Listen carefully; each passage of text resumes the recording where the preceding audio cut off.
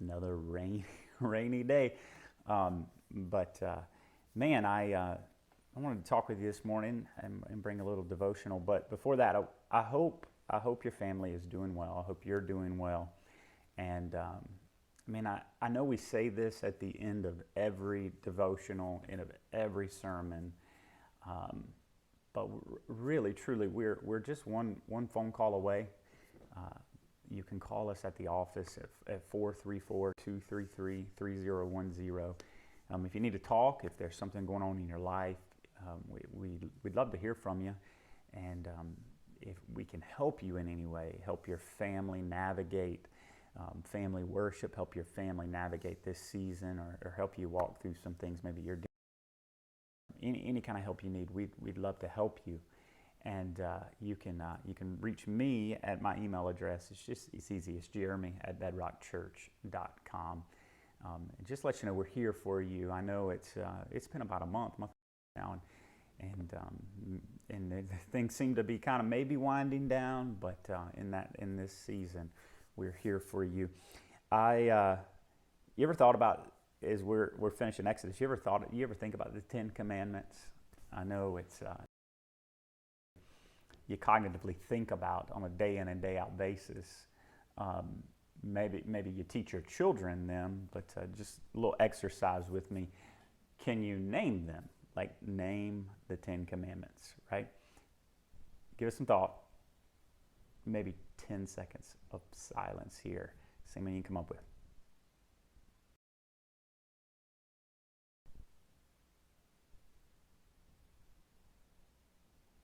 All right, what'd you get? We know the big one, right? Thou shalt have no other before me. That was the one that would become abundantly apparent as the Israelites crossed the Red Sea, and God displayed that He is God over all creation through the parting of nature and the sea and the defeat of the greatest kingdom in the world. Both God over man and earth. No other gods before Him. Maybe you got the big ones that you're like, yeah, of course, thou shalt not murder. That's one that seems apparent in here without needing to be written down in a tablet or a book or a sheet of paper. And you can roll through the shall nots. Don't covet. Don't bear false witness. Don't commit adultery. The things that you're like, yeah, I know those. We should not, as human beings, do those. And then you get into the shalls, the things that we are to do. And one of those is, you shall honor your mother and father. And as Mother's Day is approaching, we would definitely want to see our kids, or want to see children honoring their mother and their father, especially their mother on Mother's Day. Honor your mom on Mother's Day. Do something nice for her. Something nice. But there's one in there. Shall honor the Sabbath and keep it holy. Now, when you're rolling through the list of 10, maybe this is not the one that just jumps out to you. And to be honest, it's actually hotly debated over whether it is abolished or not, whether it's abolished is not the right word, fulfilled in Jesus. And we're only to follow 9 commandments now. It doesn't have the same ring to it, the 9 commandments. Let me walk you back through a season of a discovery for our family. And I've talked about this before, probably on these devotionals I've talked about before. I like to use this time just to talk about like what God has taught our family and what we're learning through this process. But go back with me. The year is like 2016. Bedrock in Lynchburg has begun to just exponential growth beyond what we expected, and people are coming, people being baptized. We're getting many that year, and it led to a lot of questions about Lincoln buildings. Do we have enough space? What do we do? Can we turn the gym this way? Some of you remember the transition of the gym being turned that way. Roll more bleachers out. How do we fit people in here? And then it began a journey of move to 2 services.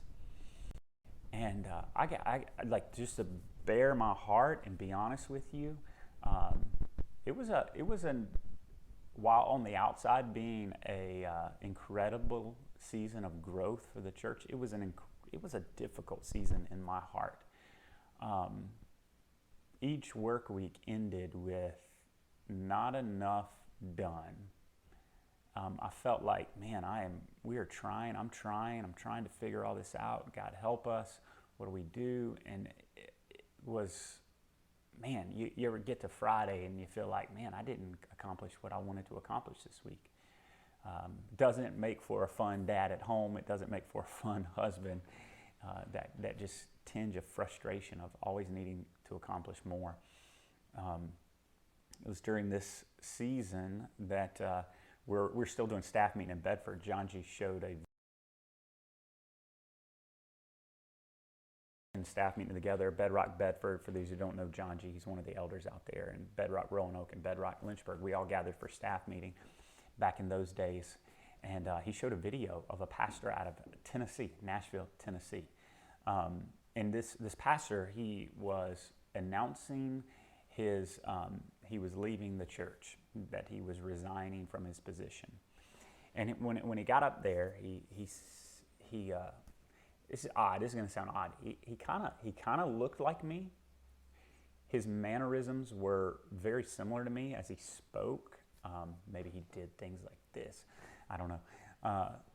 I just remember at the moment the Holy Spirit was like, "This is you," and what he said was,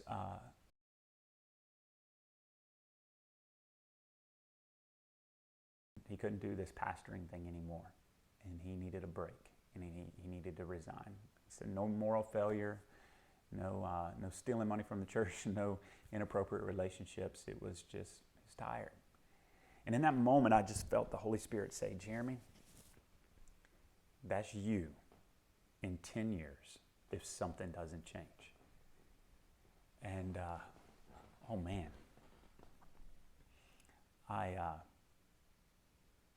it began kind of a self journey. And somebody introduced me to a book called The Emotionally Healthy Leader. And in that book was a chapter on the Sabbath. I shall honor the Sabbath, keep it holy. And this led to a discovery for our family that was absolutely incredible. And I think I want to walk you through what we do, and maybe it'd be a benefit for you and your family. Even in this season of kind of messed up schedule. We live in this society in which, we talked about this last week, kind of a treadmill society. Work. Just kind of go. I think maybe there's a pop culture song. I won't rap for you. But that idea of work. And maybe take a vacation every year. I'd love a vacation. But that's how we do. We go. But see, that's not the rhythm of the Bible. It's not the rhythm that God is going to establish for the Israelites. The rhythm he's going to establish for them is work, rest. Work, rest. Work, rest. This is the rhythm that God established when he created. On the 7th day, he rested. He saw everything, saw it was good, and he rested. He worked and he rested. And so this rhythm for the Israelites was a Sabbath rest in which they would work for a week, rest for a day. Work for a week, rest for a day. Wayne Mueller, to surrender to the rhythms of seasons and flowerings and dormancies is to savor the secrets of life itself. Many scientists believe we are hardwired like this, to live in rhythmic awareness, to be in and then step out, to be engrossed and then detached, to work and then to rest. It flows that the commandment is not a burdensome requirement or some law giving, but rather a remembrance of a law that is firmly embedded in the fabric of nature. What a great statement. It is to remember how things really are, the rhythmic dance to which we unavoidably belong. This is rhythmic dance of work and rest that we're called to be. It's the way God created Adam, to work and rest for a day. You see, this became debated, obviously, as Jesus walked the earth, and whether he was breaking Sabbath law by feeding or by taking grain or those kinds of things. And it became a hotbed for Pharisaical teachings on making the Sabbath what you could not do. All right? You see, you take the commandments, there's a lot of what you cannot do, what you should not do, and so they begin to put the Sabbath in that category. Let's make it what we can't do. We can't do this, we can't do that, we can't eat, we can't work, we can't go fetch this. And there are so many laws, I can't go through the hundreds of them that they set up about Sabbath. And it didn't become something that was for man. And so when Jesus was confronted, he talks to them, and he says this in the book of Mark in chapter 2. The Sabbath was made for man, not man for the Sabbath. So the Son of Man is Lord even on the Sabbath. What he's saying is, hey, you're missing the point here. The Sabbath is not about me. That's crazy. What he's saying is the Sabbath is not about me. And the way you're twisting it to be what you cannot do, you've missed the purpose of it. I'm the Lord even of the Sabbath. I think right there we establish that Jesus is not fulfilling or abolishing the Sabbath. What he's saying is a gift from the Lord. And so I sat down with my family, and I'm like, all right, let's get in a new rhythm. And I asked my kids, I'm like, what is the Sabbath? And you get answers like, oh yeah, that's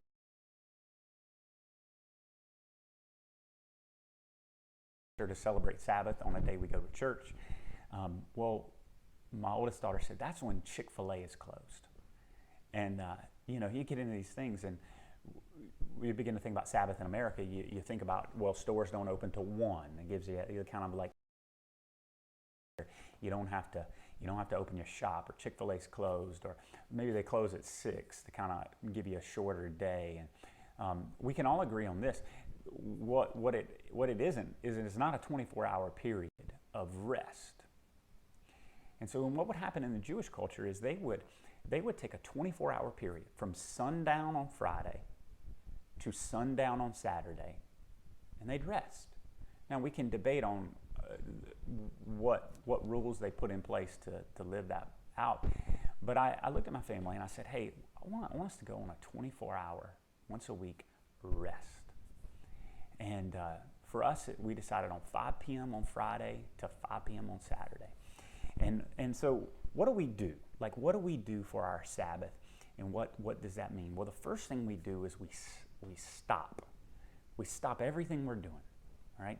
Whether that's housework, whether that's work and laptops get closed, Facebook gets turned off if your work is associated with those things, phone calls, text, all those, they stop. Homework, everything stops. And at 5 p.m., this is where we begin to recognize, look, the world will continue without you. Like your stuff and your requirements, they'll continue without you. Let's put them aside and let's just stop. And one of the things that we do as a family to do that is right around dinner time. Now, we don't cook a dinner. I'm not saying you can't cook. For you, delight may be cooking. But for us, cooking is not, because there's so many dishes with 6 of us. And so we usually grab some food or grab takeout or go out to eat. And during that time, and part of that stopping is we take a moment as a family and we go around the table and we say, where have you seen the Lord this week? What is something he has done for you? And we begin to establish our Sabbath rest with this idea of looking for the Lord in the way he's working in our life and communicating that to each other as a family. So everything stops. Second thing we do is we rest. We take that 24-hour period and rest. Now, I don't mean lay on the couch and take a 24-hour nap, although that would be nice sometimes. What I do mean is, whatever brings you rest, do it. Some of you, mowing the grass brings you rest. Men, you're like, yeah, I need to be outside. That's good for me. Some of you, curling up and reading a book, that brings you rest. For some of you, the idea of going on a hike is restful. Some of you, the idea of going on a hike is like, oh my goodness, that's far from rest as possible. For us, rest was a lot of things.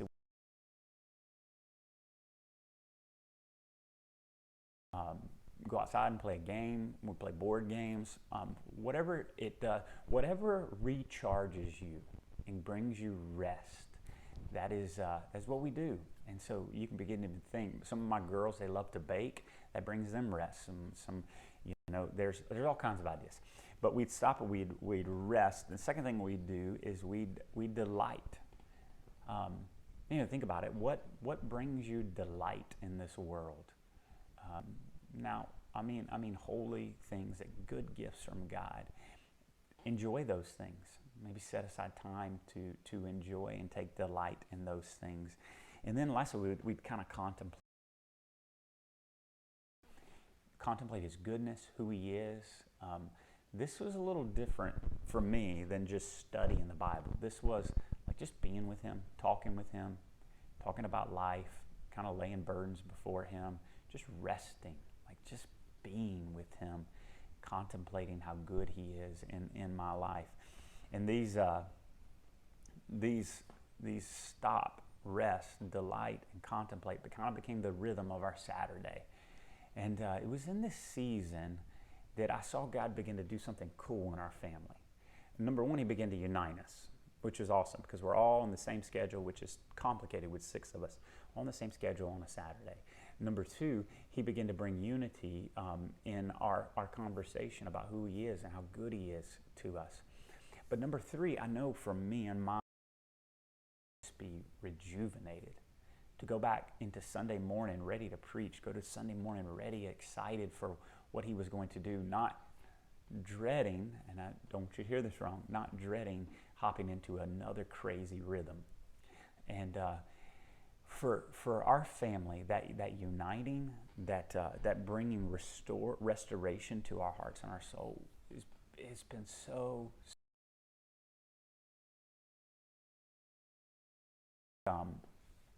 I think one of the things, if you think about it, one of the things Peter Scazzaro, an emotionally healthy leader, says is when you think about that Sabbath being a time of resting, delight, and stopping, what you have is you have a slice of eternity.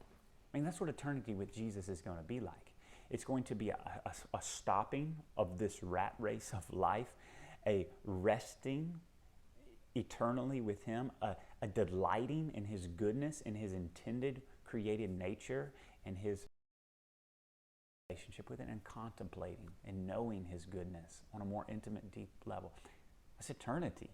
And so once a week, God has offered us, He's invited us, I've made the Sabbath for you to live like you will live in eternity with me. What an incredible thing that would be for you and your family to say, we're going to set aside a day, a 24-hour period where we're going to live differently than the rhythm of this life.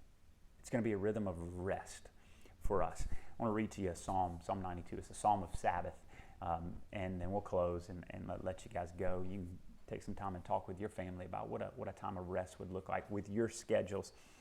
But it says this, Psalm 92, it is good to give thanks to the Lord, to sing praises to your name, O Most High, to declare your steadfast love in the morning and your faithfulness by night. To the music of the lute and the harp and the melody of the lyre, for you, O Lord, have made me glad by your work. In the works of your hand I sing for joy. How great are your works, O Lord. Very deep. The stupid man cannot know, and the fool cannot understand this. But though the wicked sprout like grass and all the evildoers flourish, they are doomed. You, O Lord, are on high forever. For behold your enemies, O Lord, for behold your enemies shall perish.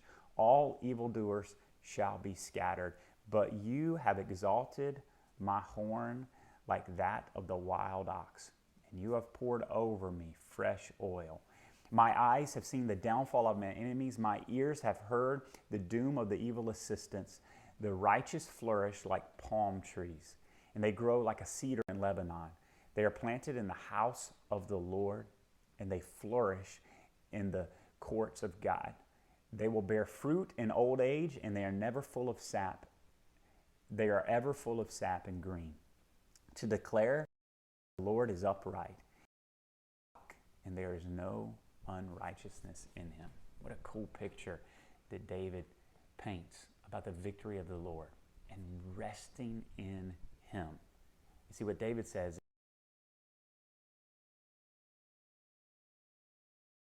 accomplishes in me resting in him. 6 days, be used of the Lord to do what he's called you to do. Work, family, life, rhythms of normal life.